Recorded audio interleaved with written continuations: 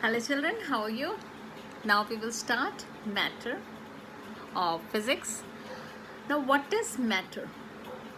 As we know, when we look around, we see a large number of things around us. Everything we see around us is made up of matter. For example, the food we eat, the water we drink, the sun, the moon, the stars, the dust around us, the table, the chair, anything around us is matter. Now, according to science, matter is defined as anything that occupies space and has mass is called matter. Now, think the other way out. What is not matter? Now, can you name anything which is not matter? That is, anything that does not occupy space and does not has mass is not matter. So, there are certain things which are not matter, like heat, our ideas, electricity, then light. All this are not matter. So in short, what can we say, that what are the characteristics of matter? Basically, there are two characteristics of matter. Firstly, they occupy space, and secondly, they has mass. Now, in order to prove that they occupy space, we can do a small experiment or do a small activity. Like suppose we take two balloons. Okay, if you inflate one balloon, what happens? It becomes enlarged, it get inflated. That means even the air that is inflated is occupying a certain amount of space. So matter does occupy certain space. If we take anything, suppose this duster, so it is occupying a certain space, okay, and obviously it has certain mass.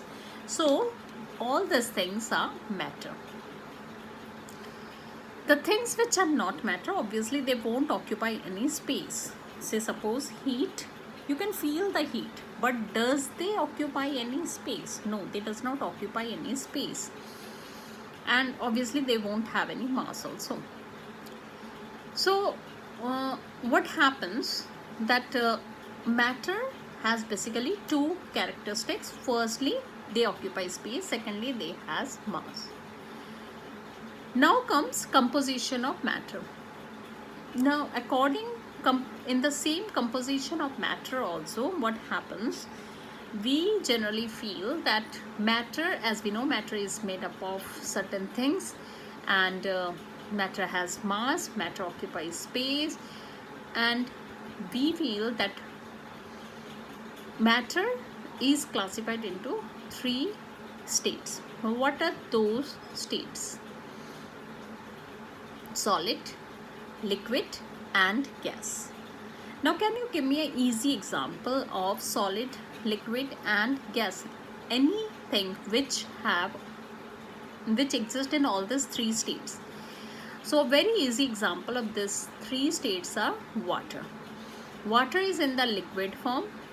When we put it in a freezer and freeze it, then it is ice, and hence it is a solid form. If we boil the water, you will see the vapors coming out, or the steam that is coming out, that is the gaseous form. So the three states of matter are solid, liquid, and gas. Hence the three states are solid, liquid, gas. Now what are the properties of these three states, solid, liquid, and gas? First, let us take solid. Now as far as solid is concerned, in solid, the molecules are very, very tightly packed. So tightly packed that the intermolecular space in between them is minimum. So minimum that there is very rigid or very less movement in between them. So the first characteristic of solid is the intermolecular space is very less. When the molecular space is very less, obviously the intermolecular force will be very high. Solids does not flow. Solids cannot be compressed, or very less compressible, very minimum compressible. In liquids, the intermolecular space is little more. As such, the intermolecular force is little more than gas, but much less than solids. Liquids flow, but only from higher level to lower level. And obviously liquids are compressible more than solid but less than gases. Now come gases. The intermolecular space is very high. As such, the intermolecular force is minimum. Gases diffuses in all direction and moves in all direction, and gases are highly compressible.